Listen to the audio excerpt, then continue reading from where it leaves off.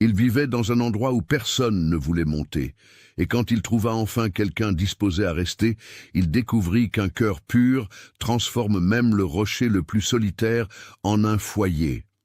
Pouvez-vous imaginer vivre si isolé que le simple fait d'avoir besoin de pain implique de descendre une montagne entière? Être si suspendu entre ciel et terre que le vent ne cesse jamais de hurler aux fenêtres? Cette histoire s'est déroulée dans l'arrière-pays de la Haute-Savoie en mars 1927, dans un lieu où peu osaient s'aventurer et encore moins réussissaient à s'établir. Avant de continuer, dites-moi dans les commentaires d'où vous regardez cette vidéo. Cela aide énormément la chaîne à grandir et me motive à vous raconter d'autres histoires émouvantes comme celle-ci. Et si vous aimez les récits réels de résilience et d'amour véritable, abonnez-vous et activez la cloche pour ne manquer aucune vidéo. Maintenant, venez avec moi, car cette histoire va vous bouleverser du début à la fin. Henri de Lamarre avait 32 ans et vivait seul dans une maison qui ressemblait plus à un châtiment qu'à un héritage. La bâtisse de pierre trônait au sommet d'un éperon rocheux, entouré de formations de granit qui surgissaient de terre comme des doigts de géants pointés vers le ciel. Pour y accéder, il fallait gravir un sentier étroit qui serpentait entre les blocs, avec le précipice d'un côté et la paroi de pierre de l'autre. C'était 40 minutes de montée pour ceux qui connaissaient le chemin, et plus d'1 heure pour ceux qui s'y risquaient pour la première fois, le cœur au bord des lèvres et les jambes tremblantes. La maison en elle-même était simple, bâtie avec les mêmes pierres grises que la montagne, couverte d'un toit d'ardoise sombre que le vent de bise arrachait chaque hiver. Elle ne comptait que 3 pièces, une salle commune qui servait de cuisine et de séjour, une petite chambre avec un lit en fer et une vieille malle, et un cellier où Henri rangeait ses outils, ses sacs de farine et le reste des récoltes. Les fenêtres étaient étroites, munies de volets en bois qui grinçaient toute la nuit quand les rafales soufflèrent fort, et le sol était fait de larges madriers qui craquaient sous les pas. Mais dehors, dehors, c'était là que l'endroit révélait son secret. Au sommet de l'éperon, derrière la maison, s'étendaient presque 2 hectares de terre plate et fertile, protégés du vent par les formations rocheuses qui entouraient la propriété comme des remparts naturels. Une source jaillissait entre les pierres au nord, formant un mince ruisseau qui courait entre les rocs avant de plonger dans la vallée en une cascade invisible. Et la vue, mon Dieu, la vue coupait le souffle de quiconque. On pouvait voir toute la vallée s'étendre, verte et ondulée, à perte de vue, avec le village de Saint-Sébastien-des-Rocs qui ressemblait à une petite crèche de Noël tout en bas, et par temps clair, les cimes bleutées à l'horizon se confondant avec l'azur du ciel. Henri avait hérité de cet endroit de son oncle Sébastien, un homme excentrique qui avait été garde forestier pour un grand propriétaire des décennies auparavant et qui avait choisi de bâtir sa demeure dans le lieu le plus inaccessible qu'il ait trouvé. Il aimait la solitude, disait-il. Il aimait être au-dessus du monde et de ses mesquineries. Quand l'oncle mourut, 7 ans plus tôt, il laissa la propriété à Henri avec un simple mot. Pour le seul neveu qui me rendait visite sans rien attendre en retour, prends soin de notre coin de ciel. À l'époque, Henri avait 25 ans et vivait au bourg pour s'occuper de sa mère veuve et malade. Il songea à vendre cet héritage impossible, mais personne n'en offrit même la moitié de sa valeur. Qui voudrait acheter une maison qui demande des talents d'alpiniste pour être atteinte, ricanait-on au village. Il rangea donc l'acte de propriété et continua sa vie en bas, travaillant comme aide-charpentier et veillant sur sa mère qui s'éteignait lentement. Madame Françoise de Lamarre était une femme de tête, mais le mal des poumons ne respecta pas sa force de caractère. Elle passa 4 années à tousser, à perdre du poids, s'effaçant comme une bougie en fin de mèche. Henri s'occupa d'elle avec un dévouement qui faisait mal à voir. Il préparait les infusions de thym et de bourgeons de sapin que le médecin prescrivait, s'asseyait au bord du lit pour lui lire le journal à haute voix, même s'il savait qu'elle ne comprenait plus les mots, et lui tenait sa main osseuse au milieu de la nuit quand la toux redoublait.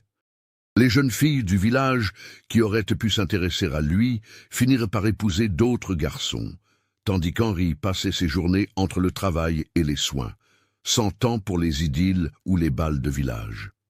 Quand Françoise rendit enfin l'âme, par un matin glacial de juin 1926, Henri avait 31 ans et était seul au monde. Il n'avait pas de frère, son père était mort quand il était enfant, et ses cousins étaient tous partis vers Lyon ou Paris en quête d'une vie meilleure. Il enterra sa mère au cimetière communal, vendit la petite maison où il vivait pour éponger les dettes du traitement et contempla l'acte de propriété de la maison de l'oncle Sébastien comme on regarde la dernière option qui vous reste. C'est un jour d'août, alors que le froid mordait déjà les os, qu'Henri gravit le sentier de l'Éperon, portant ses rares possessions dans un baluchon de toile. La montée était plus rude qu'il ne s'en souvenait. La végétation avait envahi certains passages, et des pierres instables rendaient certains franchissements périlleux.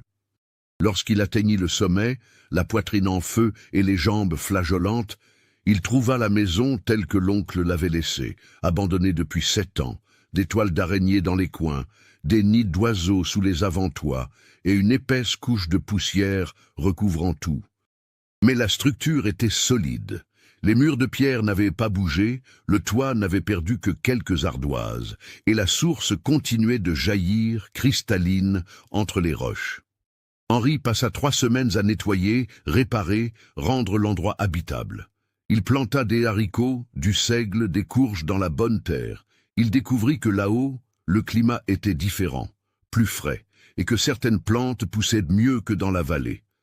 Il s'habitua à monter et descendre le sentier chargé de paniers de produits à vendre au marché, à dormir dans un silence immense, brisé seulement par le vent et les grillons, et à s'éveiller avec le soleil rougeoyant sur les montagnes lointaines. Cependant, la solitude pesait. Henri n'était pas un homme de grands discours, il ne l'avait jamais été, mais il n'était pas fait pour vivre comme un ours solitaire. Préparer à manger pour quelqu'un d'autre lui manquait, tout comme partager l'émerveillement d'un coucher de soleil ou entendre une voix humaine qui ne soit pas la sienne résonnant contre les murs de pierre. Il commença à descendre au village plus souvent, non plus seulement pour vendre ses légumes, mais pour se sentir à nouveau membre de l'humanité. C'est lors d'une de ces descentes, en février 1927, qu'il croisa Madame Amélie Perrin sur le parvis de l'église. Madame Amélie était connue à Saint-Sébastien-des-Rocs comme la meilleure marieuse de la région. On disait qu'elle avait un œil clinique pour assortir les gens, et de fait, elle avait uni au moins 15 couples qui vivaient heureux depuis des années.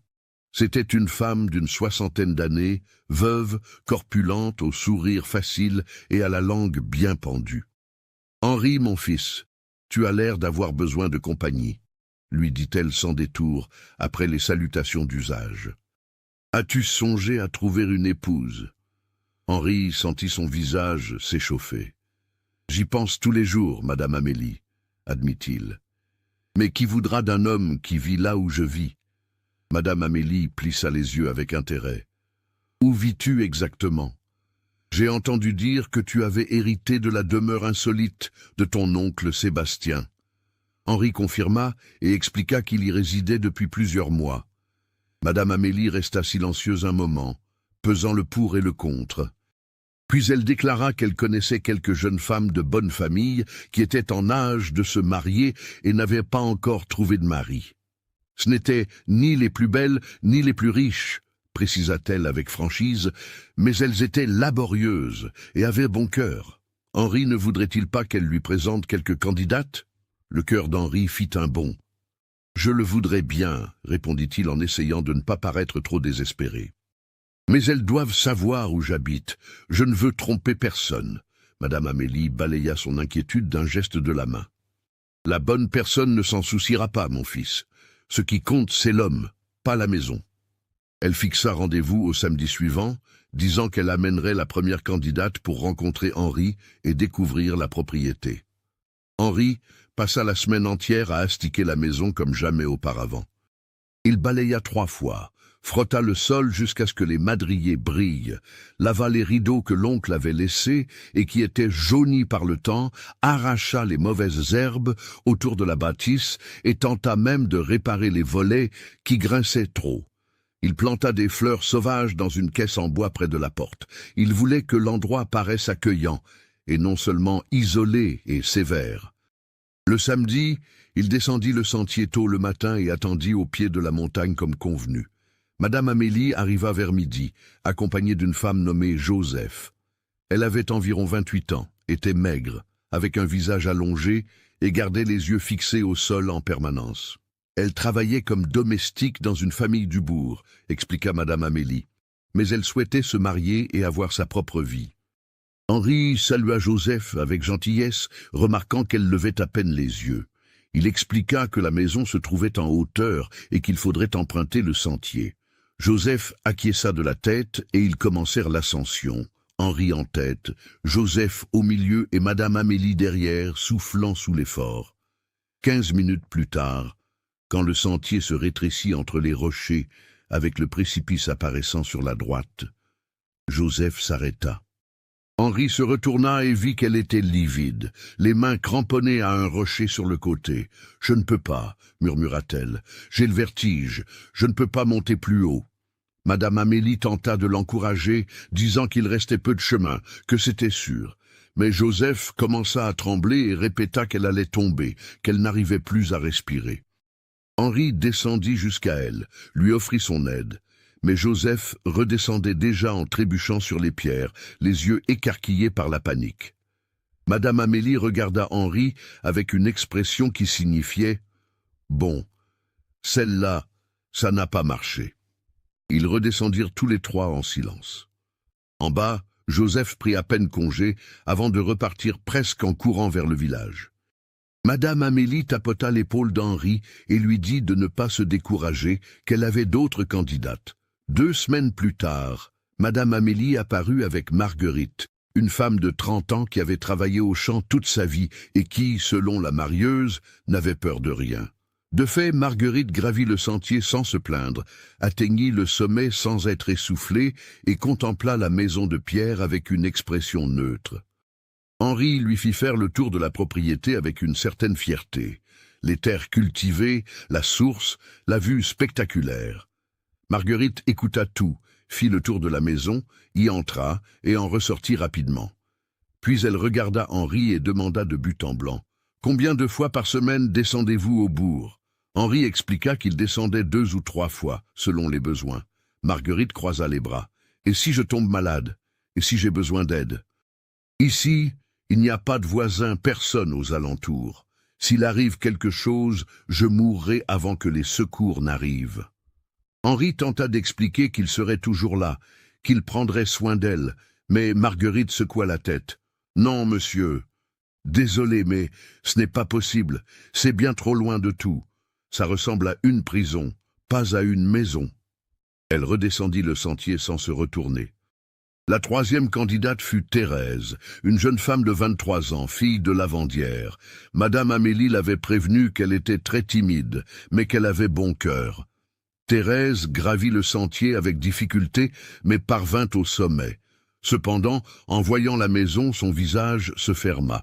« C'est très simple, dit-elle tout bas à Madame Amélie, mais assez fort pour qu'Henri l'entende. Je pensais que ce serait plus grand, et si loin de tout. Comment irais-je voir ma mère chaque semaine en vivant ici ?» Madame Amélie tenta de faire valoir que la jeune femme pourrait descendre quand elle le voudrait, mais Thérèse secouait déjà la tête. « Ma mère est seule et a besoin de moi.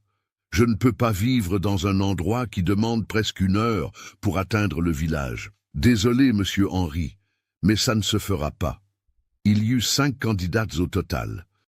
La 4e n'atteignit même pas le sommet, abandonnant à mi-chemin en déclarant que ce n'était pas un endroit pour des humains, mais pour des chamois. La 5e monta, vit la maison, et commenta à haute voix qu'elle avait imaginé quelque chose de mieux, qu'un homme vivant dans un lieu aussi étrange devrait au moins avoir une grande demeure pour compenser. Après le 5e rejet, Henri remercia Madame Amélie, mais lui demanda de ne plus amener personne. Je ne veux plus subir cette humiliation, dit-il d'une voix lasse. Je crois que je resterai seul finalement. Cet endroit n'est pas fait pour n'importe qui, je le comprends maintenant. Madame Amélie resta silencieuse sur le chemin du retour, mais Henri remarqua qu'elle semblait contrariée. C'était une femme têtue, elle n'acceptait pas facilement la défaite, mais même elle semblait avoir compris que ce cas était trop difficile. Henri retourna dans sa maison sur l'Éperon et tenta de se convaincre qu'il n'avait besoin de personne, qu'il était bien seul, qu'il avait la terre, le ciel et sa liberté. Mais les nuits devinrent plus longues, le silence plus pesant, et il se surprenait à se parler à lui-même juste pour entendre une voix humaine briser la solitude des pierres. C'est un après-midi de mars, presque un mois après le dernier rejet, qu'Henri descendit au marché du village pour vendre ses légumes. Il rangeait ses paniers sur l'étal quand il entendit une voix féminine derrière lui demander le prix des courges. Il se retourna et vit une femme qu'il ne connaissait pas. Elle avait environ 27 ans, était mince, de taille moyenne, avec des cheveux châtains attachés en un chignon simple. Elle n'était pas belle au sens où elle aurait attiré les regards dans la rue, mais elle avait un visage intéressant, des yeux sombres et intelligents et l'allure de quelqu'un habitué au dur labeur. Henri lui dit le prix, et elle marchanda avec habileté, réussissant à baisser le prix de 2 sous. Il accepta en souriant, appréciant sa vivacité d'esprit. En enveloppant la courge dans du papier journal, il lui demanda si elle était nouvelle au village. La femme expliqua que non, qu'elle y avait vécu toute sa vie, mais qu'elle avait passé les derniers mois à soigner son père malade qui vivait dans une métairie isolée et qui était décédé 3 semaines plus tôt. Henri présenta ses condoléances et elle le remercia d'un signe de tête. « Mon nom est Claire, dit-elle, Claire Monnier. Mon père était Joachim Monnier, le propriétaire de l'épicerie qui se trouvait près de l'église. Je ne sais pas si vous l'avez connu. » Henri dit qu'il connaissait le nom et qu'il regrettait sa perte. Claire sourit tristement et expliqua qu'elle logeait maintenant par charité chez une cousine en attendant de décider ce qu'elle ferait de sa vie. Son père avait laissé des dettes, l'épicerie avait été saisie, il ne restait presque rien. Elle était couturière et cherchait du travail. Ils discutèrent encore quelques minutes. Henri découvrit que Claire avait un humour pince sans rire qui le faisait rire, qu'elle lisait le journal, avait des opinions sur la politique et n'avait pas peur de dire ce qu'elle pensait. Quand elle partit avec sa courge, Henri la regarda s'éloigner dans la rue de terre et ressentit quelque chose qu'il n'avait plus éprouvé depuis longtemps, un intérêt sincère. Le lendemain, Henri montait le sentier avec un sac de farine quand il trouva Madame Amélie qui l'attendait au pied de l'Éperon. Elle avait une expression animée qui le rendit méfiant. « Henri, mon fils, dit-elle sans préambule, j'ai trouvé la femme parfaite pour toi. » Henri soupira. « Madame Amélie, j'ai déjà dit que je ne voulais plus passer par là, mais celle-ci est différente, insista la marieuse. Elle s'appelle Claire Monnier, la fille du défunt Joachim. Elle n'a plus rien depuis la mort de son père, elle a besoin d'un foyer, et le plus important, elle n'est pas comme ces autres demoiselles pleines de chichis. Claire est une femme de tête, travailleuse, elle ne craint pas la difficulté. » Le cœur d'Henri s'emballa en entendant ce nom. « Est-ce la femme qui m'a acheté une courge hier au marché ?» Madame Amélie confirma, surprise. « Tu la connais déjà ? Alors tu sais que c'est une femme de qualité. »« Henri, je lui ai parlé de toi. J'ai expliqué ta situation. Et sais-tu ce qu'elle a dit ? Elle a dit qu'elle aimerait voir l'endroit avant de décider quoi que ce soit. Elle n'a pas refusé d'emblée comme les autres. Elle a accepté de monter et de voir de ses propres yeux. » Henri sentit l'espoir et la peur se mêler dans sa poitrine. « Et si elle monte et refuse aussi, je ne sais pas si j'en supporterai une de plus. » Madame Amélie posa sa main sur son bras. « Henri, mon fils, j'ai marié beaucoup de monde dans ma vie. J'ai développé un œil pour ces choses-là, et je te le dis, Claire est différente. Elle ne cherche ni un mari riche, ni une belle demeure. Elle cherche de la dignité et un endroit pour recommencer. Donne-lui une chance. Si elle refuse, je te promets que je n'amènerai plus personne. » Henri finit par accepter. Ils fixèrent rendez-vous au samedi suivant, à la même heure que les fois précédentes. Mais cette fois-ci, Henri ne nettoya pas la maison frénétiquement et n'essaya pas de cacher la simplicité du lieu. Si Claire devait refuser, qu'elle refuse en voyant la vérité et non une version embellie qu'il ne pourrait pas maintenir. Le samedi se leva avec un ciel pur et un vent frais. Henri descendit le sentier et trouva Madame Amélie et Claire qui l'attendaient. Claire portait une robe simple en coton bleu, les cheveux attachés, et portait un sac en toile en bandoulière. En voyant Henri, elle sourit légèrement. « Bonjour, monsieur Henri. Madame Amélie m'a parlé de l'endroit où vous vivez. Je suis curieuse. » Henri salua les deux femmes et expliqua que l'ascension était rude, qu'elle prendrait au moins 40 minutes et que le sentier se rétrécissait par endroits. Claire regarda l'éperon qui se dressait au-dessus d'eux et dit simplement « Alors partons tout de suite avant que le soleil ne soit trop fort. » Ils commencèrent la montée. Henri ouvrait la marche, Claire suivait de près et Madame Amélie fermait la file en soufflant.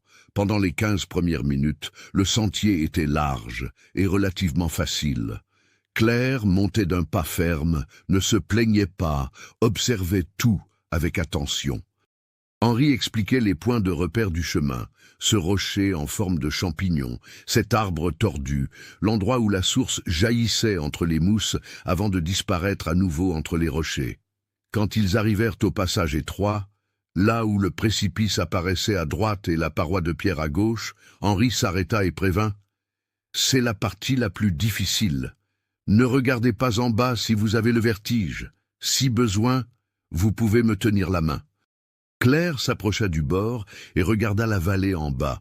Henri s'attendit à ce qu'elle crie ou recule, mais Claire resta là, immobile, le vent agitant les mèches de cheveux qui s'échappèrent de son chignon, les yeux fixés sur le paysage vertigineux. « Quelle vue magnifique !» dit-elle enfin. « On voit le monde entier d'ici. » Madame Amélie arriva essoufflée et saisit le bras de Claire. « Fais attention, ma fille, c'est dangereux de rester si près du bord. » Mais Claire ne semblait pas effrayée. Elle paraissait fascinée. Elle franchit le passage étroit avec précaution mais sans crainte, et arrivée de l'autre côté, elle se retourna pour contempler le chemin parcouru avec une expression de satisfaction. Henri sentit quelque chose s'agiter dans sa poitrine. Elle était vraiment différente. L'ascension continua. Claire ne fit qu'une pause pour boire l'eau d'une gourde qu'elle avait apportée, puis reprit d'un pas assuré. Madame Amélie regrettait visiblement d'être montée, mais Claire semblait apprécier le défi. Elle demanda combien de temps Henri mettait pour monter seul, s'il s'était déjà blessé, si des animaux sauvages apparaissaient sur le sentier. Henri répondait tout en grimpant, surpris par son intérêt sincère. « 40 minutes si je n'ai pas de lourde charge, » expliqua-t-il. « J'ai glissé 2 fois, mais je ne me suis jamais blessé gravement. » Et oui, on voit parfois des chevreuils, des blaireaux, une fois même un lynx est passé au loin. Mais ils n'attaquent pas si on ne les provoque pas. Claire absorbait chaque information comme quelqu'un étudiant un nouveau terrain. Quand ils atteignirent enfin le sommet, elle s'arrêta sur la dernière marche naturelle de pierre et resta immobile à contempler. La maison de pierre se dressait devant elle, solide et sobre contre le ciel bleu. Sur les côtés, les formations rocheuses s'élevaient comme des protectrices, et au-delà, la terre plate et fertile s'étendait, verte, la source brillait au soleil, et la vue sur la vallée coupait le souffle. Madame Amélie se laissa tomber sur une pierre pour se reposer. Claire fit quelques pas en avant, lentement, observant tout. Elle ne dit rien pendant un long moment. Henri resta là, retenant sa respiration, attendant le verdict. Finalement, Claire se tourna vers lui. « Puis-je voir l'intérieur de la maison ?» Henri acquiesça et la conduisit à la porte. Il l'ouvrit et la laissa entrer la première. Claire entra lentement, ses yeux parcourant la salle commune, le fourneau à bois dans un coin, la table en bois rustique, les 2 chaises, l'étagère avec les casseroles et les assiettes, la fenêtre étroite par laquelle entrait une lumière dorée. Elle passa dans la chambre, vit le lit en fer, la malle, l'autre fenêtre avec vue sur les rochers. Elle alla au cellier, remarqua les sacs de farine, les outils bien rangés, les paniers vides. Elle revint dans la salle sans un mot. Henri était tendu. Madame Amélie était entrée aussi, et observait Claire avec attention. Claire alla à la fenêtre et resta à regarder dehors, vers l'immensité verte et bleue qui s'étendait jusqu'à l'horizon. Le vent entrait par la fenêtre ouverte, apportant une odeur d'humus et de liberté. « C'est très isolé, » dit enfin Claire. Henri sentit son cœur sombrer. C'était le refus poli. Mais Claire poursuivit. « Loin de tout, difficile d'accès, une maison simple, une vie rude. » Elle se tourna pour lui faire face. « Mais c'est honnête, c'est vrai. Il n'y a pas de mensonge dans cet endroit. » Henri ne sut que répondre. Claire regarda autour d'elle une fois de plus, puis dit quelque chose qu'il n'oublierait jamais.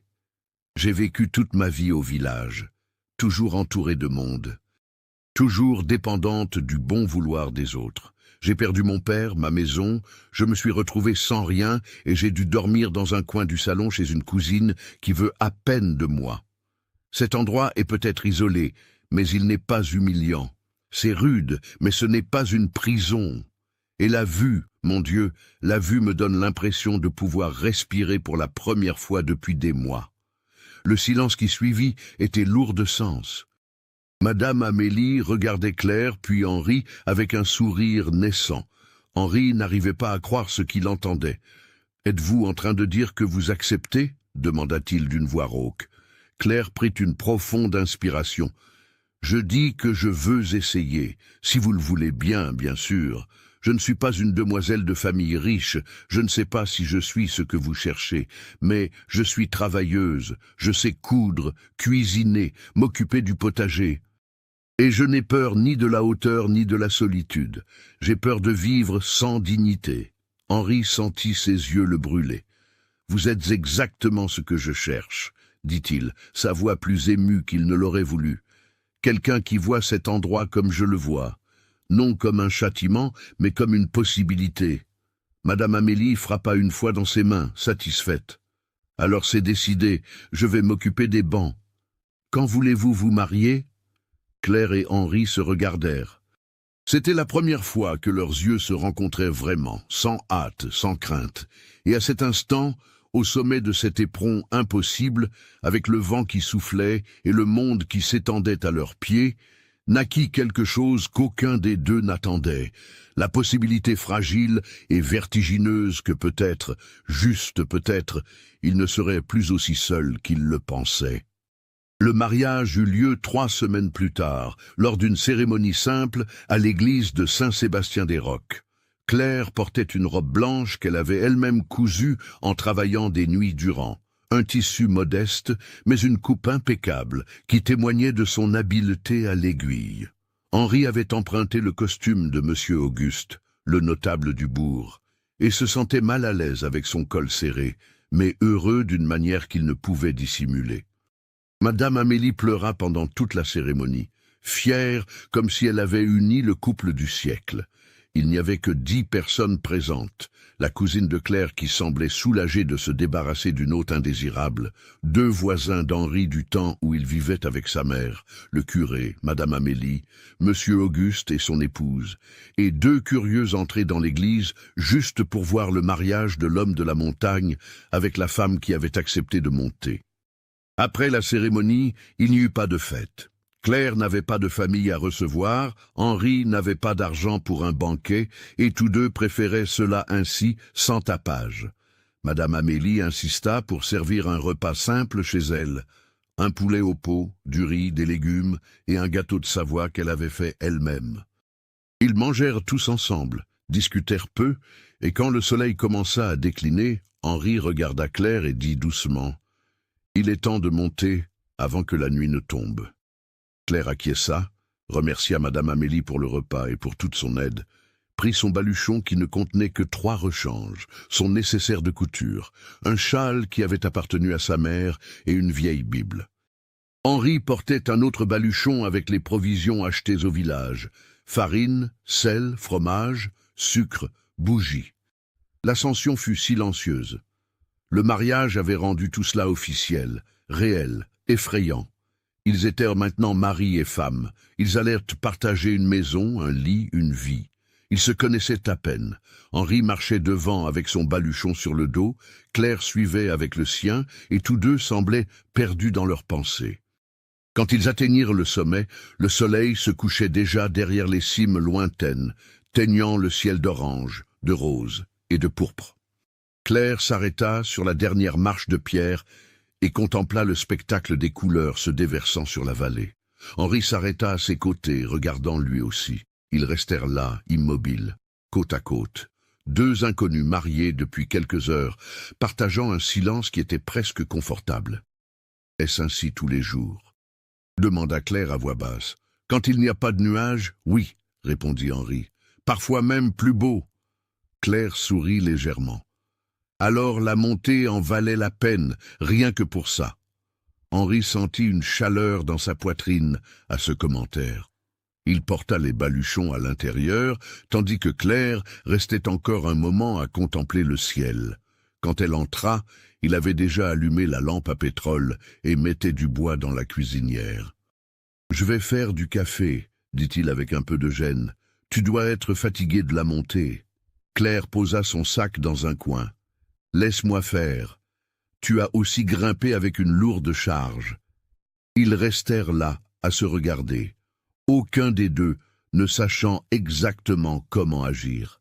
Finalement, Henri dit « On peut le faire ensemble. Tu fais le café, je chauffe de l'eau pour que tu puisses te débarbouiller si tu veux. » Claire accepta, et c'est ainsi qu'ils commencèrent leur première nuit de mari et femme, se partageant de petites tâches, apprenant à occuper le même espace.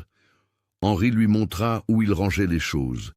Claire réorganisa quelques casseroles d'une manière qui lui semblait plus logique, et il ne s'en plaignit pas. Ils burent leur café avec du pain que Madame Amélie leur avait donné, mangèrent du fromage et discutèrent de petites choses pratiques, la source, l'heure à laquelle ils se levaient, ce qu'ils plantaient, ses jours de marché. Au moment de se coucher, l'embarras revint. Henri offrit le lit à Claire et dit qu'il dormirait dans la salle. Claire secoua la tête. « Nous sommes mariés, Henri. Tu n'as pas besoin de dormir par terre à cause de moi. Le lit est assez grand pour deux. » Ils dormirent donc ensemble pour la première fois, chacun sur son bord, une distance respectueuse entre les corps, écoutant la respiration de l'autre dans le noir.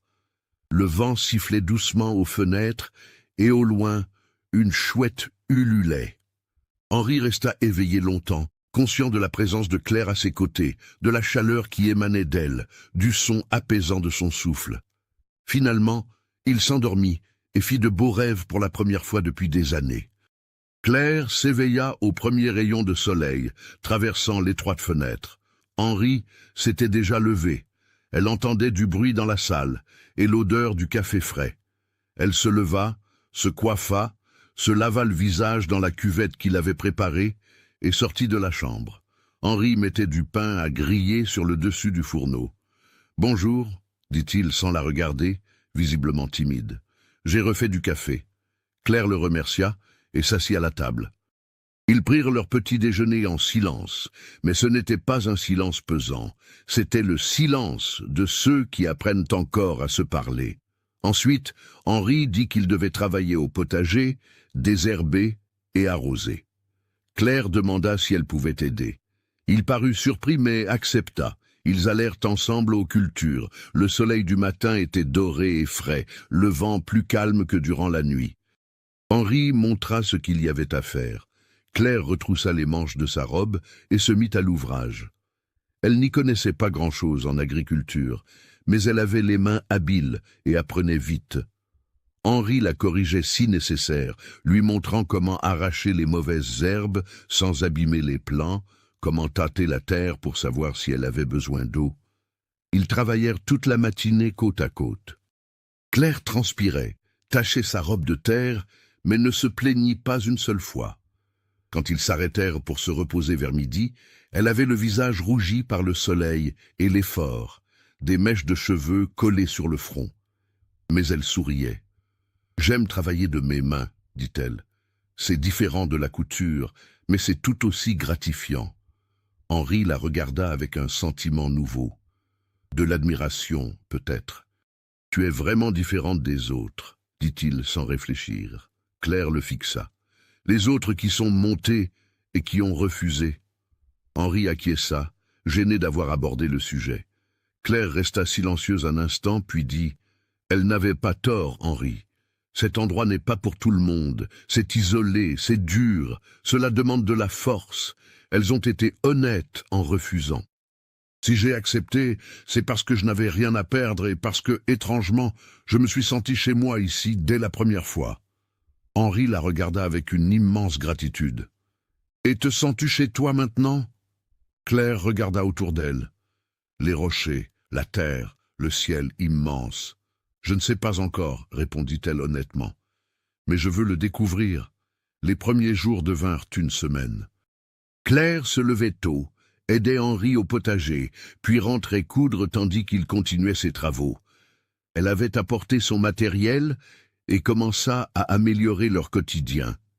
Elle ravauda les chemises de travail d'Henri, ajusta sa propre robe trop lâche et cousit de nouveaux rideaux pour les fenêtres en utilisant des chutes qu'elle avait conservées.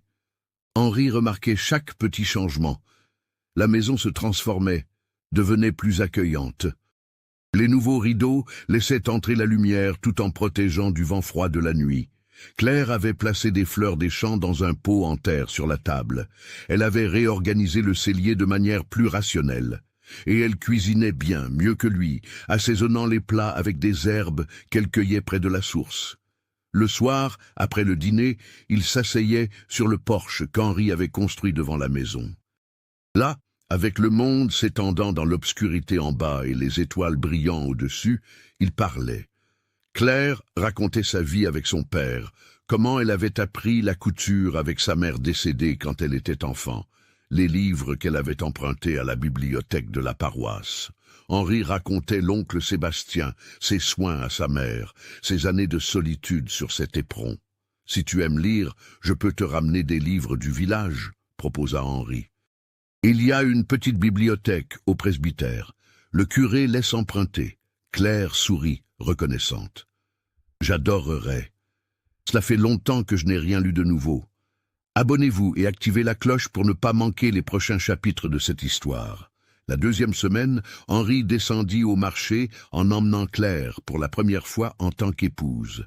La descente était plus facile que la montée, mais prenait tout de même du temps.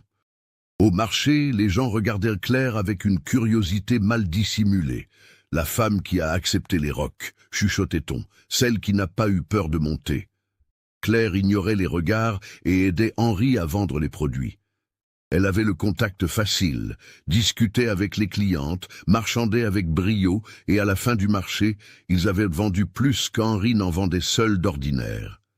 Sur le chemin du retour, il le lui fit remarquer, et Claire haussa les épaules.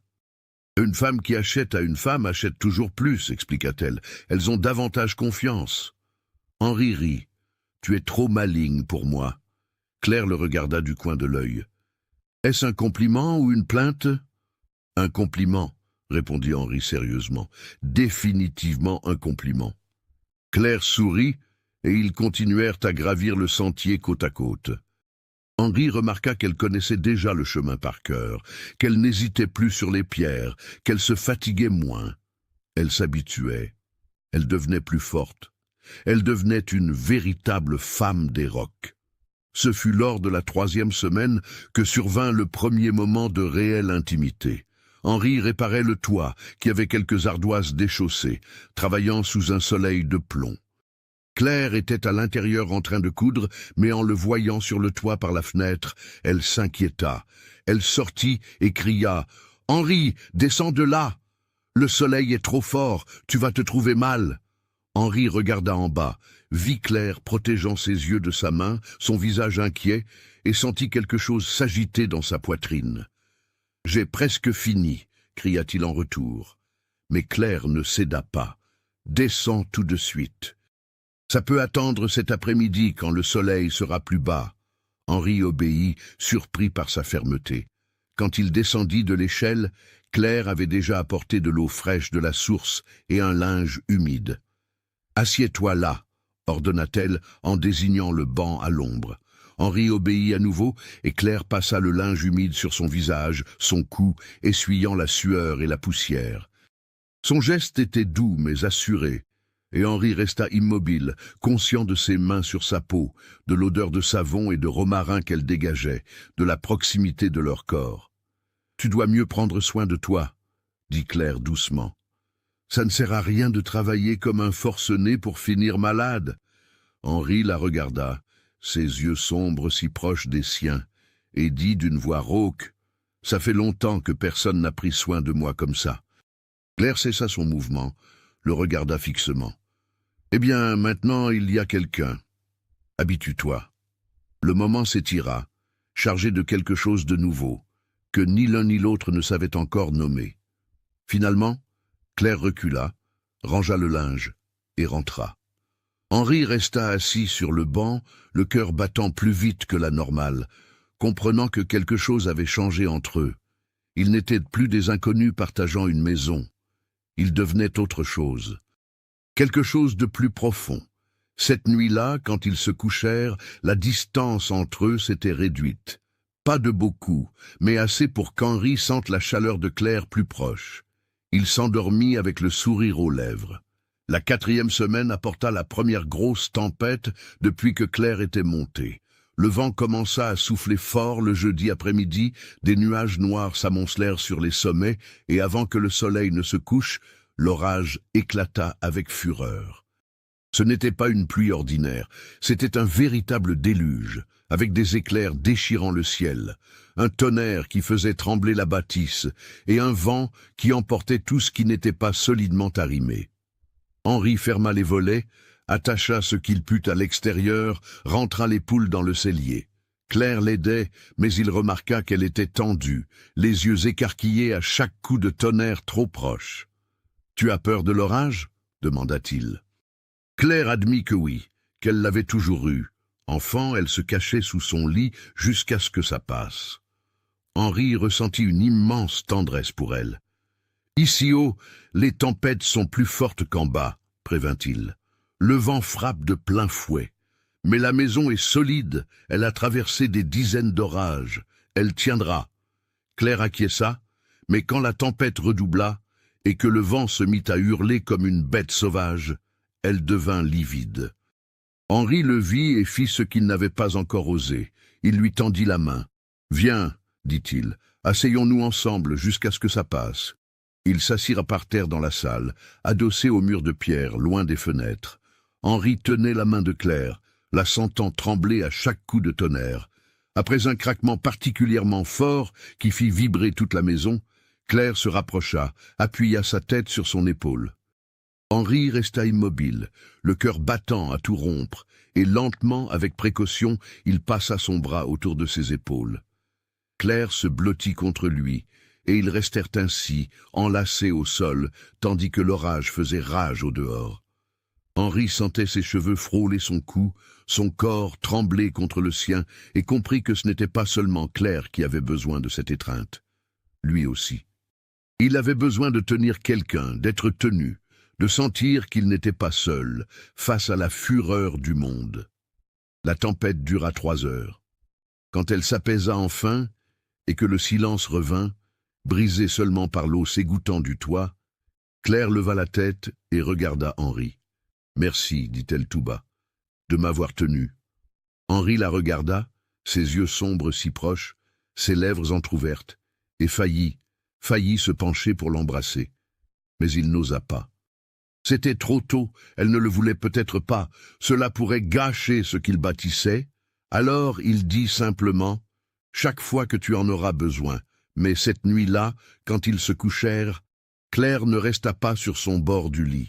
Elle se mit au milieu, et Henri se mit au milieu lui aussi, et quand ils s'éveillèrent le matin, ils étaient enlacés, leurs corps emmêlés, d'une manière qui s'était faite durant le sommeil, sans décision consciente. Aucun des deux ne fit de commentaires, mais aucun ne s'écarta brusquement non plus. Ils restèrent ainsi quelques minutes, profitant de la chaleur partagée, avant de se lever pour commencer la journée. Ce fut à la 5e semaine que leur vie montagnarde connut sa première intrusion extérieure sérieuse. Henri était descendu seul au marché, Claire était restée pour finir une commande de couture que Madame Amélie lui avait trouvée. Quand il revint en fin d'après-midi, il n'était pas seul. Il était accompagné d'un homme que Claire ne connaissait pas. L'homme avait environ 35 ans. Il était grand, bien mis, avec des vêtements de bon drap et des bottes de cuir sans aucun accroc. Il portait une moustache soignée, un chapeau à large bord et l'allure de quelqu'un habitué à être obéi. Il gravissait le sentier avec une difficulté évidente, essoufflé, mais déterminé. Claire sortit de la maison en entendant les voix. Henri paraissait mal à l'aise. « Voici monsieur Vincent Carrel, présenta-t-il, le fils du propriétaire Carrel, qui possède le grand domaine près du bourg. Il a demandé à monter pour découvrir notre maison. » Vincent ôta son chapeau et fit une révérence exagérée. « Madame Claire, dit-il d'une voix mielleuse, c'est un plaisir de vous rencontrer enfin. J'ai beaucoup entendu parler de vous au village. » Claire sentit un pincement au cœur. Elle connaissait ce nom. Vincent Carrel avait demandé sa main 4 ans plus tôt, quand son père était encore en vie et que l'épicerie prospérait. À l'époque, elle avait refusé car Vincent était connu pour boire trop et malmener son personnel. Son père avait soutenu sa décision, disant qu'il préférait voir sa fille célibataire que mal mariée. « Le plaisir est partagé, monsieur Vincent, » dit Claire avec une politesse froide. « Qu'est-ce qui vous amène ?» Vincent regarda autour de lui, la maison simple, les rochers, l'isolement. « J'ai appris que vous aviez épousé Henri, et je suis venu m'assurer que tout allait bien. Une dame comme vous vivant dans un endroit si rustique. » J'étais inquiet. Henri se raidit aux côtés de Claire. Elle le remarqua et posa sa main sur son bras, un geste discret mais sans équivoque. « Je vais très bien, merci de votre sollicitude. Mon mari prend grand soin de moi. » Vincent sourit, mais son sourire n'atteignit pas ses yeux. « J'en suis convaincu. Mais Claire, ne pensez-vous pas que vous méritez mieux? Une demeure confortable au bourg, des domestiques, une vie sociale? Vous avez toujours été une femme raffinée, habituée à la civilisation. » Henri allait répliquer, mais Claire pressa son bras, demandant le silence. Elle fit un pas en avant et fixa Vincent. « Monsieur Vincent, j'ai choisi d'être ici. Personne ne m'y a forcé, personne ne m'a trompé. J'ai vu cet endroit, j'ai gravi ce sentier, j'ai rencontré cet homme, et j'ai décidé que c'était là que je voulais être. Si cela vous paraît étrange, j'en suis navré, mais je n'ai besoin ni de votre compréhension, ni de votre approbation. » Vincent devint sérieux. « Vous dites cela maintenant, mais attendez que l'hiver arrive. Attendez de tomber malade sans médecin à proximité. Attendez que la solitude pèse vraiment. Quand cela arrivera, sachez que mon offre tient toujours. Je peux vous donner la vie que vous méritez. » Claire sentit la colère monter. « J'ai la vie que je mérite, monsieur Vincent. Et elle se trouve ici même, sur cet éperon, avec mon mari. Je vous remercie de votre visite, mais je crois qu'il vaut mieux que vous redescendiez avant que la nuit ne tombe. Le sentier est périlleux dans l'obscurité. » Vincent remit son chapeau, fit une autre révérence ironique et commença sa descente. Henri et Claire restèrent là à le regarder partir. Quand il disparut au détour du sentier, Henri se tourna vers Claire. « Tu le connaissais ?» Claire raconta la demande en mariage des années plus tôt, son refus et la réputation de Vincent. Henri écouta tout en silence. Quand elle eut fini, il demanda tout bas. « Est-ce que tu regrettes de m'avoir choisi plutôt que quelqu'un comme lui ?» Claire regarda Henri, son visage honnête, ses mains calleuses, ses yeux qui la regardaient avec la peur de perdre quelque chose de précieux. « Non, » répondit-elle fermement, « pas une seule seconde. Vincent a peut-être une grande demeure et de l'argent, mais tu as quelque chose qu'il n'aura jamais, de la décence. » Henri sentit sa poitrine se serrer d'émotion. Il attira Claire à lui dans un mouvement brusque et l'enlaça fort. Claire répondit à son étreinte, ses bras autour de sa taille, son visage contre son torse. Ils restèrent ainsi sur le porche, tandis que le soleil se couchait derrière les cimes et que le vent soufflait doucement. Cette nuit-là marqua un changement définitif entre eux. Quand ils allèrent se coucher, il n'y eut plus d'hésitation. Ils s'allongèrent ensemble, leurs corps proches, et pour la première fois depuis leur mariage, Henri embrassa Claire. Ce fut un baiser hésitant au début, leurs lèvres se touchant avec précaution. Mais quand Claire répondit, le baiser se fit plus profond, plus pressant, chargé de semaines de tensions accumulées. Ils s'écartèrent, essoufflés. Henri appuya son front contre le sien. « Je suis en train de tomber amoureux de toi, » murmura-t-il. « Ce n'était pas prévu, mais c'est ce qui arrive. » Claire sourit dans le noir. « Qui a dit que ce n'était pas prévu ?» murmura-t-elle en retour. « Moi aussi, je tombe amoureuse de toi, Henri, depuis ce jour où tu as passé le linge humide sur mon visage, peut-être même avant. » Henri rit doucement. « C'était quand tu as pris soin de moi sous le soleil. C'est là que j'ai compris.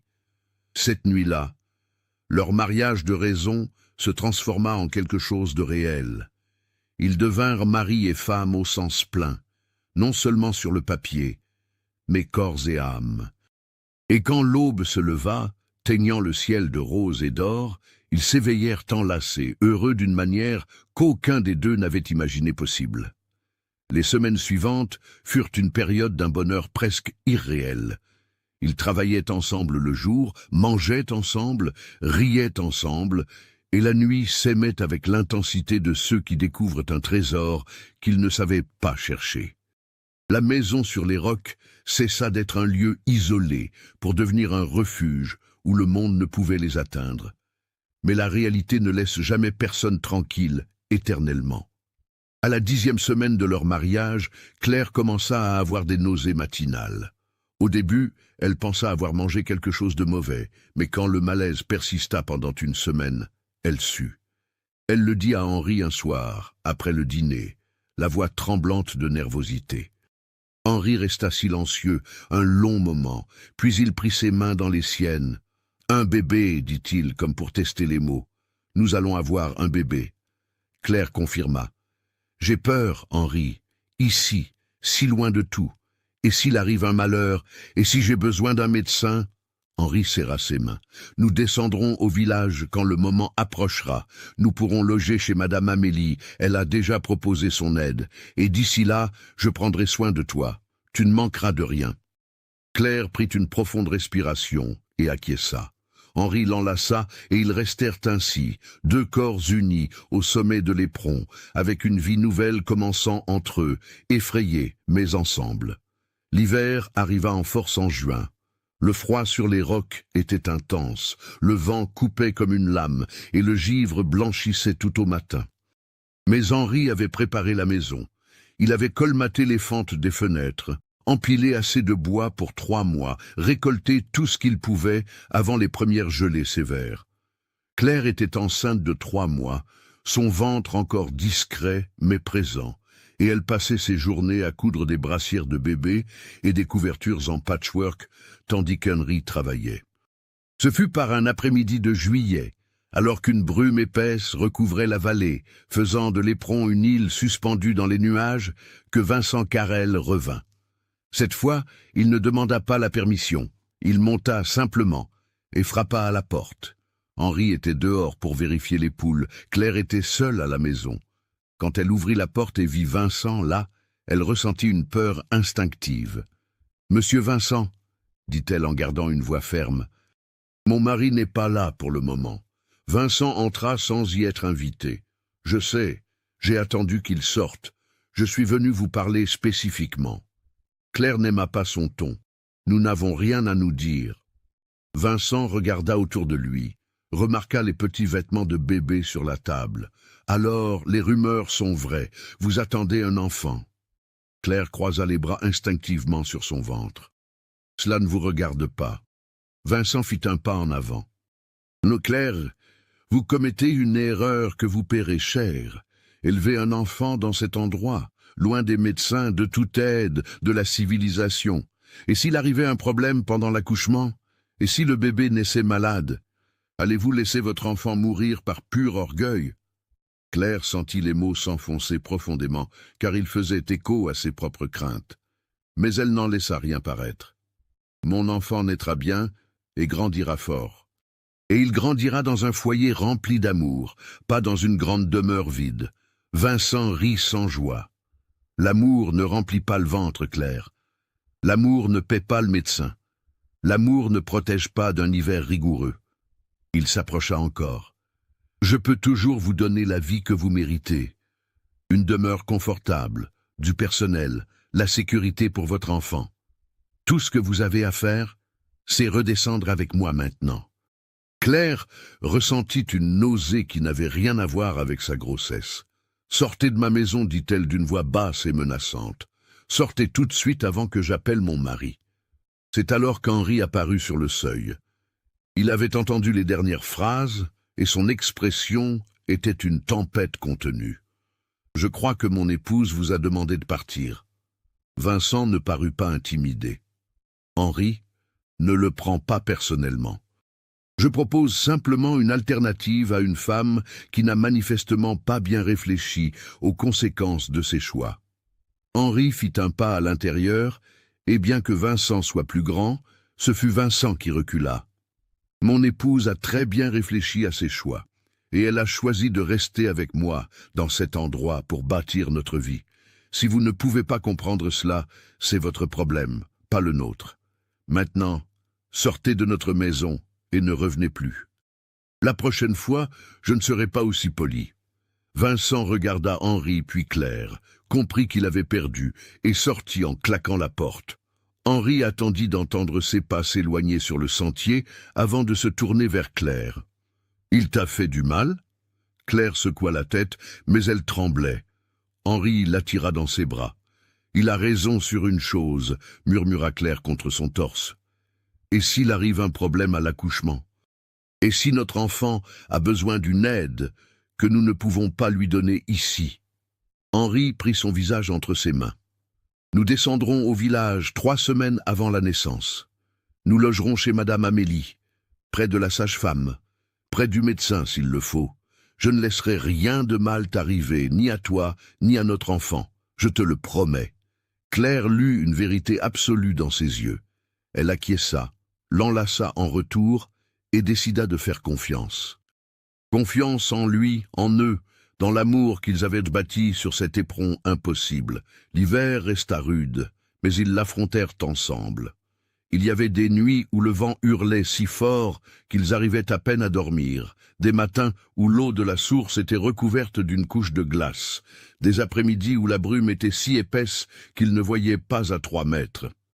Mais ils savaient l'un l'autre, ils avaient du bois pour le feu, des provisions en réserve, et plus précieux encore, ils avaient un but commun. Ils bâtissaient une famille, créaient une vie nouvelle, dans un lieu que le monde jugeait impossible pour le bonheur. Et plus l'hiver se faisait dur, plus ils se rapprochaient, plus le monde d'en bas semblait lointain et irréel, plus leur petit univers au sommet de l'éperon devenait complet. Claire chantait en cousant, Henri sifflotait en travaillant, et quand ils s'asseyaient ensemble sur le porche abrité du vent, regardant la brume recouvrir la vallée, ils savaient qu'ils avaient fait le bon choix. Ils savaient qu'ils avaient trouvé l'un en l'autre ce qui ne s'achète pas, ne s'hérite pas, ne se mendie pas, un véritable sentiment d'appartenance. La grossesse de Claire progressa à travers l'hiver et atteignit le printemps. En septembre, avec un ventre désormais imposant et des mouvements du bébé de plus en plus vigoureux, Henri commença les préparatifs pour la descente. Madame Amélie avait confirmé qu'il pouvait rester chez elle aussi longtemps que nécessaire, et la sage-femme la plus expérimentée de la région, Madame Jacinthe, était déjà prévenue. Cependant, avant leur départ, un événement survint qui allait tout changer. C'était un matin de fin septembre. Le soleil chauffait déjà, mais l'air gardait la fraîcheur nocturne. Henri creusait près de la source, souhaitant agrandir le bassin pour faciliter l'accès à l'eau. Claire était à l'intérieur, préparant les derniers bagages. La pioche d'Henri heurta quelque chose de solide qui n'était pas de la pierre. Il fronça les sourcils, dégagea la terre avec précaution, et vit alors une boîte métallique, rouillée par le temps mais intacte. Son cœur s'accéléra. Il finit de déterrer le coffret et le sortit. Il était lourd, de la taille d'une petite malle, avec un loquet oxydé, mais encore fonctionnel. « Claire !» appela-t-il d'une voix pressante. « Viens voir ça !» Claire sortit de la maison et le rejoignit avec difficulté à cause de son ventre. En voyant la boîte, elle écarquilla les yeux. « Qu'est-ce que c'est ?»« Je ne sais pas. Je l'ai trouvé en creusant ici. » Henri tenta d'ouvrir le loquet, mais il était grippé. Il prit un outil, força délicatement, et le mécanisme finit par céder. Il souleva le couvercle lentement, et tous deux restèrent sans voix. À l'intérieur se trouvaient des documents enroulés, quelques pièces d'or anciennes, et une lettre scellée à la cire rouge, brisée par le temps. Henri prit la lettre les mains tremblantes. L'encre était passée, mais encore lisible. Il lut à haute voix. La lettre était de l'oncle Sébastien, écrite des années avant sa mort. Il expliquait que cette boîte contenait les titres de propriété de terres adjacentes à l'Éperon, qu'il avait acquises des décennies plus tôt sans jamais les enregistrer officiellement. Des terres riches, plates, avec un accès direct à la route de la vallée qui valait une fortune. Sébastien avait gardé les documents là, comptant les régulariser, mais ne l'avait jamais fait. Désormais, avec ses papiers et les bons témoins, Henri pouvait réclamer la propriété de ses terres. Les pièces d'or étaient les économies de Sébastien, suffisantes pour payer les frais de justice et réaliser des travaux dans la maison. La lettre concluait « Si tu as trouvé ceci, mon neveu, c'est parce que tu es resté. C'est parce que tu as vu de la valeur là où les autres n'ont vu que l'abandon. Ces terres sont ta récompense pour n'avoir pas renoncé à notre coin de ciel. » Claire et Henri restèrent silencieux, assimilant la nouvelle. Puis Claire se mit à rire, des larmes coulant sur son visage. « Ton oncle avait enterré un trésor et tu ne le savais même pas. » Henri riait lui aussi, incrédule. Il a toujours été excentrique. Il a dû s'amuser à cacher ça ici, espérant que je creuserais au bon endroit. Mais cette découverte apportait un dilemme. Les terres adjacentes se trouvaient dans la vallée, près de la route. Avec elles, il pourrait bâtir une maison neuve, plus accessible, plus confortable. Il pourrait quitter l'Éperon, mener une vie plus facile. Vincent avait raison sur les périls de l'isolement, surtout avec un bébé en route. Henri et Claire discutèrent pendant des heures cette nuit-là. La tentation était réelle. Une maison neuve, la sécurité pour l'enfant. Mais en même temps, cet éperon était devenu leur véritable foyer. C'est là qu'ils s'étaient aimés, là qu'ils avaient bâti quelque chose de précieux. Partir ressemblait à une trahison envers ce qu'ils avaient vécu. Finalement, Claire dit « Et si ce n'était pas l'un ou l'autre? Et si c'était les deux ?» Henri ne comprit pas. Comment ça? Claire expliqua son plan. Il pourrait régulariser les terres du bas, y construire une petite maison pour l'utiliser en cas de besoin, surtout pendant les hivers rudes ou quand le bébé serait encore très petit. Mais il garderait la maison des Rocs comme demeure principale, comme refuge, comme un lieu qui n'appartiendrait qu'à eux. L'or permettait de construire aux deux endroits, de faire les rénovations nécessaires, et il en resterait encore. Henri regarda son épouse avec une admiration renouvelée. « Tu es plus sage que ce que je mérite. » Claire sourit. « Tu mérites tout le bonheur du monde, Henri. Et moi aussi. Nous méritons d'avoir le choix, et non d'être contraints par la nécessité. Nous pouvons avoir la sécurité sans perdre notre liberté. » Ils se mirent d'accord, mais d'abord, le bébé. 3 jours plus tard, ils descendirent au bourg avec le strict nécessaire. La descente fut lente, Claire s'arrêtait souvent. Henri portait tout et lui tenait le bras dans les passages délicats. Arrivée au pied de la montagne, Claire se retourna vers le sommet qu'on apercevait à peine, et sentit son cœur se serrer. « Nous reviendrons », murmura-t-elle, comme une promesse. Madame Amélie les accueillit avec des embrassades et des pleurs. Elle installa Claire dans la meilleure chambre, prépara des plats spéciaux, appela Madame Jacinthe pour l'examiner. Tout allait bien, le bébé était bien placé, il naîtrait probablement dans 2 semaines. Henri passa les jours suivants au village pour régler les papiers de l'héritage. Avec l'aide d'un notaire recommandé par Madame Amélie, il commença les démarches.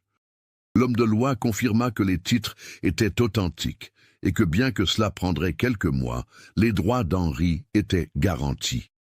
Les pièces d'or furent estimées et valaient bien plus qu'espéré, assez pour assurer leur confort pour des années. La nouvelle se répandit au village. Henri, l'indigent des Rocs, avait hérité de terres précieuses et d'or. Ceux qui s'étaient moqués le saluaient maintenant dans la rue. Les femmes qui avaient refusé de monter faisaient des remarques sur le fait d'avoir rejeté l'offre trop vite. Vincent Carrel apprit les rumeurs et se présenta chez Madame Amélie un après-midi. Claire était seule, Henri était aux formalités. Vincent resta sur le seuil, chapeau à la main, l'air sombre. « C'est donc vrai ?» dit-il sans préambule. « Vous êtes riche maintenant. » Claire continuait de coudre sans lever les yeux. « Nous ne sommes pas riches. Nous avons un peu plus de sécurité qu'avant. » « C'est tout. » Vincent entra d'un pas. « Claire, j'ai été sot. Je n'ai pas su voir votre valeur quand j'en avais la chance. Je vois maintenant que vous êtes une femme extraordinaire, forte, intelligente, courageuse. Si vous... » Claire l'interrompit enfin en levant les yeux. « Si je quoi, Vincent? Si je quittais mon mari maintenant que nous avons de l'argent? Si j'oubliais que vous m'avez proposé de l'aide non par bonté, mais par désir de posséder ce que vous ne pouviez avoir ?» Elle se leva avec peine, la main sur son ventre rond. « Je n'ai pas accepté votre offre quand je n'avais rien. Pourquoi pensez-vous que je l'accepterais maintenant ?» Vincent tenta de parler, mais Claire ne lui laissa aucune chance. « Henri m'a choisi quand je n'avais plus de toi. Il m'a emmené chez lui, aussi humble que soit sa demeure. Il m'a respecté, aimé, m'a redonné ma dignité, et je l'ai choisi, lui, non pour l'argent ou la position, mais parce que j'ai vu en lui ce que vous n'aurez jamais, une bonté véritable. Maintenant, partez, il n'y a rien pour vous ici. » Vincent resta immobile un instant, comprenant enfin qu'il avait perdu de façon définitive. Il partit sans un mot. Claire se rassit, ses mains tremblant légèrement. Quand Henri arriva peu après, elle lui raconta l'échange. Il l'enlaça et lui dit « Tu es la femme la plus forte que je connaisse. » Les jours passèrent et la tension monta à mesure que le terme approchait. Henri ne dormait plus, s'éveillant au moindre mouvement de Claire. Claire riait de son inquiétude, mais était nerveuse elle aussi. C'était sa première fois. Ses craintes étaient naturelles. Abonnez-vous et activez la cloche, car la fin de cette histoire va vous bouleverser. Le travail commença une nuit d'octobre, exactement 2 semaines après leur descente. Claire s'éveilla avec des douleurs dans le dos, réveilla Henri qui courut chercher Madame Amélie et Madame Jacinthe. La sage-femme arriva, calme et expérimentée, et prit la situation en main. L'accouchement dura 12 heures. Henri attendit dehors, faisant les 100 pas, priant, manquant de perdre la raison à chaque cri de douleur de Claire. Madame Amélie apportait des nouvelles régulièrement. « Tout va bien, c'est normal, elle est courageuse. » Enfin, alors que le soleil se couchait, un cri de nouveau-né déchira l'air. Henri cessa de respirer. Madame Amélie ouvrit la porte, les larmes aux yeux et un sourire immense. « C'est une fille, Henri, une petite fille magnifique et en pleine santé. Et Claire va bien, elle est épuisée mais hors de danger. » Henri entra dans la chambre, les jambes flageolantes. Claire était allongée, pâle mais souriante. Dans ses bras, elle tenait un petit paquet de langes. Henri s'approcha lentement et contempla le visage minuscule de sa fille. Il sentit une explosion de joie dans sa poitrine, une émotion si forte qu'il peinait à respirer. « Elle est parfaite », murmura Claire d'une voix rauque, « parfaite comme son père. » Henri embrassa le front de Claire, puis celui de sa fille, des larmes coulant sans retenue. Ils prénommèrent la petite Béatrice, ce qui signifie « celle qui apporte le bonheur », et elle le fit. La maison de Madame Amélie s'emplit d'une joie nouvelle, d'un espoir renouvelé. 2 semaines plus tard, Claire s'étant bien remise, Henri dit « Je veux rentrer à la maison. Notre maison sur les rocs. Je sais que ce sera dur avec le bébé, mais cet endroit me manque. Tu le veux aussi ?» Claire le regarda avec des yeux brillants. « J'attendais que tu le dises. Oui, je veux rentrer. Je veux que notre fille grandisse là où nous nous sommes aimés. » Ils remontèrent par une matinée claire d'octobre, lentement. Henri portait Béatrice dans une écharpe de portage que Claire avait cousue, la petite protégée contre son torse. Claire montait d'un pas léger, plus forte qu'à la descente. Arrivés au sommet, en voyant la maison de pierre imperturbable contre le ciel bleu, ils sourirent. « Nous sommes chez nous, » dit Henri. « Nous sommes chez nous, » répéta Claire. Les mois suivants furent consacrés à l'adaptation. Un bébé en montagne apportait son lot de défis. Henri fabriqua un berceau plus sûr. Claire organisa la lessive avec l'eau de la source. Ils apprirent à dormir à tour de rôle quand Béatrice pleurait la nuit. Mais cela apportait aussi des joies. Voir leur fille grandir dans cet air pur, entendre son rire entre les rochers, savoir qu'elle était élevée dans un lieu d'exception. En parallèle, Henri travaillait à la construction de la maison du bas chaque fois qu'il descendait. C'était une demeure simple mais confortable. Elle servirait pour les hivers rudes, pour les urgences. Mais leur véritable foyer demeurait l'éperon. Avec le temps, la vie là-haut s'améliora nettement. Henri utilisa une partie de l'or pour des travaux importants. Il engagea de l'aide pour élargir certains passages du sentier, rendant la montée moins périlleuse. Il installa un système de poulies pour monter les charges lourdes. Il agrandit la maison, ajoutant une chambre pour Béatrice et un atelier couvert. Il posa de meilleures fenêtres, plus étanches au froid. Claire développa son activité. Une fois la maison du bas terminée, elle y descendait une fois par semaine pour prendre ses commandes et livrer ses travaux. Sa renommée de couturière grandit, et bientôt, elle eut plus de travail qu'elle n'en pouvait assurer. Madame Amélie l'aidait à gérer sa clientèle. Le domaine prospéra aussi. Henri découvrit que certaines plantes poussaient exceptionnellement bien à cette altitude, des herbes médicinales, des légumes de montagne, des fleurs que les herboristes de la ville s'arrachaient. Il commença à cultiver sérieusement et s'assura un revenu stable. 2 ans passèrent. Béatrice grandissait en pleine forme, jouant entre les rochers avec l'assurance d'une enfant née dans un lieu sauvage. La maison s'était transformée.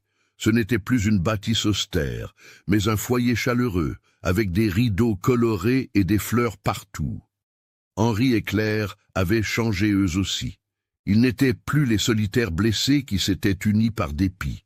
Ils étaient de vrais partenaires, ayant affronté ensemble les tempêtes et en étant sortis renforcés. Leur amour avait mûri, devenant le socle sur lequel ils bâtissaient tout le reste. C'est un après-midi de printemps, 3 ans après leur mariage, qu'ils étaient assis sur le porche. Béatrice jouait à leurs pieds avec une poupée de chiffon. La vallée s'étendait, paisible, en bas. « Regrettes-tu, demanda soudain Henri, d'être resté, d'avoir choisi cette vie ?» Claire le regarda avec surprise. « Pas une seule fois, » répondit-elle sans hésiter, « même quand c'était dur, même quand j'avais peur. Cette vie, nous l'avons bâtie, elle n'est pas tombée du ciel. Chaque pierre de cette maison, chaque plante du potager, c'est à nous. Comment pourrais-je regretter ?» Henri prit sa main. « Moi non plus.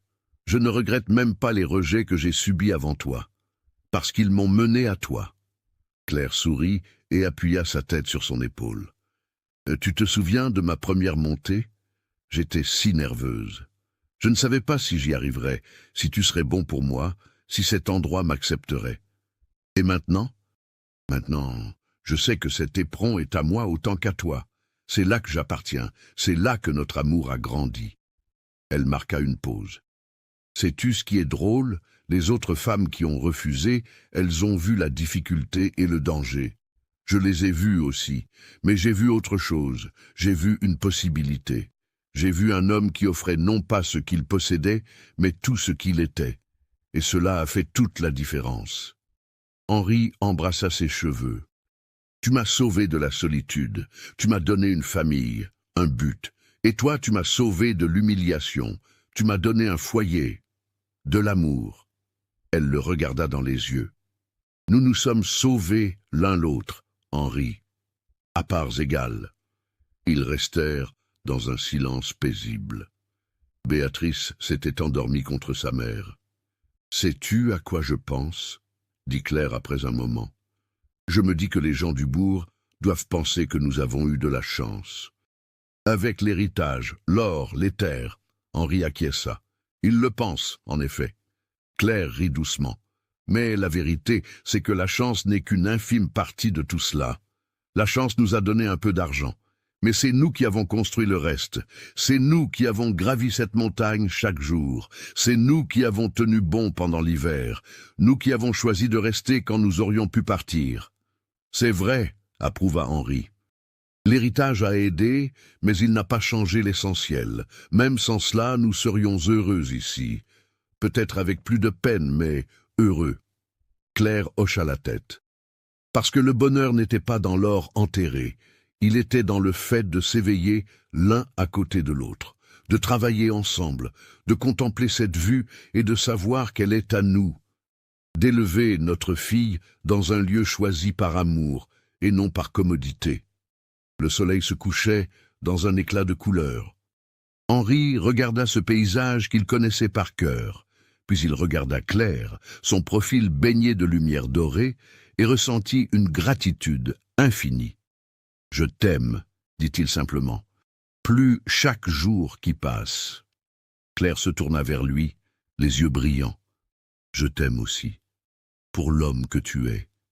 J'aime cet endroit parce qu'il est tien.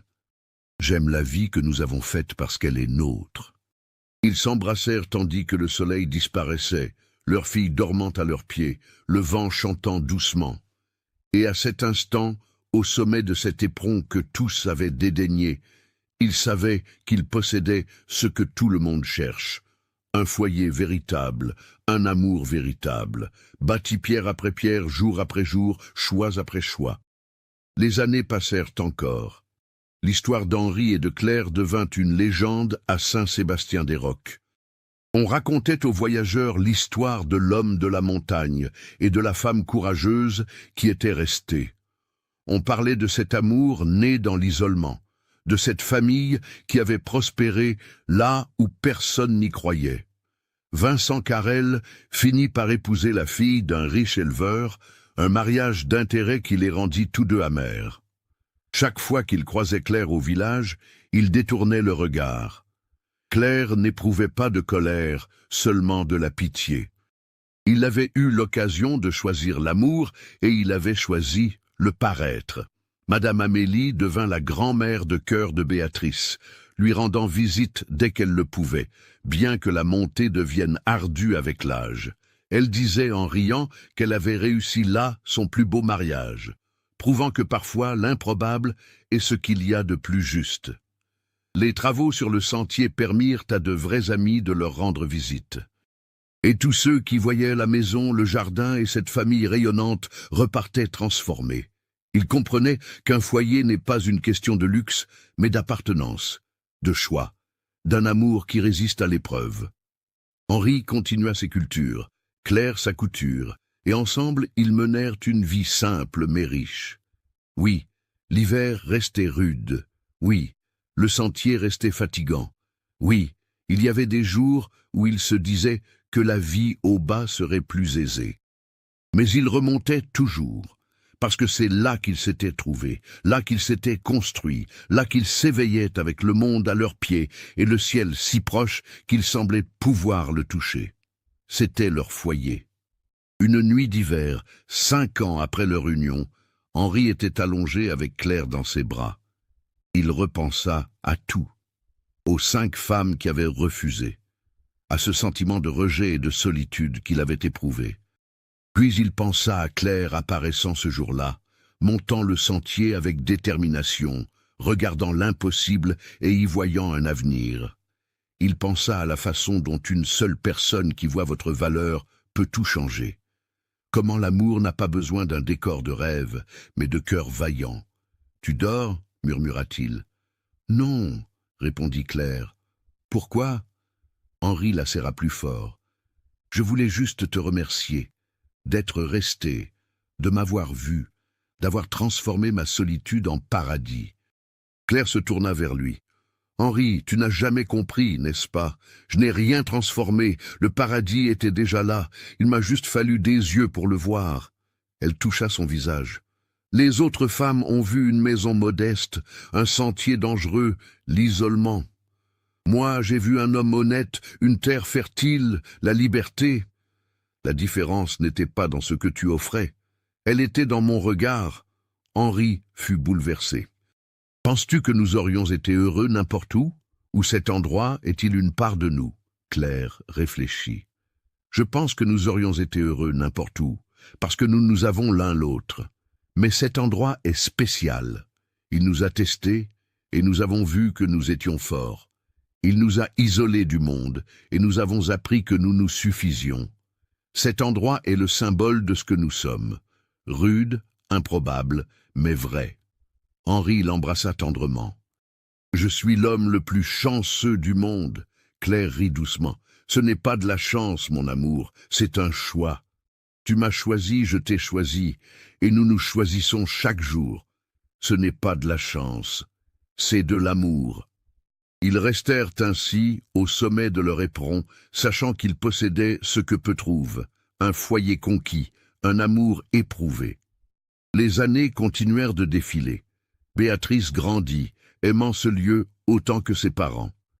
La maison connut encore des améliorations, mais garda son âme. Henri et Claire vieillirent ensemble, leurs cheveux blanchissant, leurs mains se marquant davantage, mais leur amour s'approfondissant sans cesse. Ils finirent par monter le sentier plus lentement, s'arrêtant plus souvent, mais ils montaient toujours, parce que c'était chez eux. Et quand ils s'asseyaient sur le porche, ils revenaient toujours à la même histoire, celle de l'homme honnête du lieu impossible, que toutes avaient dédaigné, mais qu'une seule avait su aimer. Et cette femme avait tout changé. Ce ne fut pas l'or qui les sauva, ce ne fut pas la terre, ce fut l'audace de Claire à monter quand les autres descendaient. L'honnêteté d'Henri à offrir la vérité plutôt qu'un mensonge doré. L'amour né entre deux âmes solitaires qui s'étaient guéries mutuellement. La vraie richesse, il l'avait compris, n'était pas dans les pièces d'or. Elle était dans chaque matin partagé, chaque soir à contempler cette vue ensemble, dans la certitude d'être à sa place, aimé pour ce que l'on est. L'éperon resterait là pour des générations, témoin silencieux d'un amour qui avait refusé la facilité pour choisir l'authenticité. Et quiconque gravirait ce sentier comprendrait. C'était un lieu sacré non par la religion, mais parce qu'il avait abrité deux êtres qui s'étaient choisis par vérité. Non pas malgré les épreuves, mais à travers elles. C'était la fin parfaite. Non parce que tout fut facile, mais parce que tout fut vrai, parce que l'endroit n'était pas parfait, mais que l'amour, lui, l'était. Henri et Claire bâtirent ce que tout le monde désire, un foyer, un amour, un bonheur. Gagné pierre par pierre, jour après jour, et c'était en fin de compte tout ce qui importait.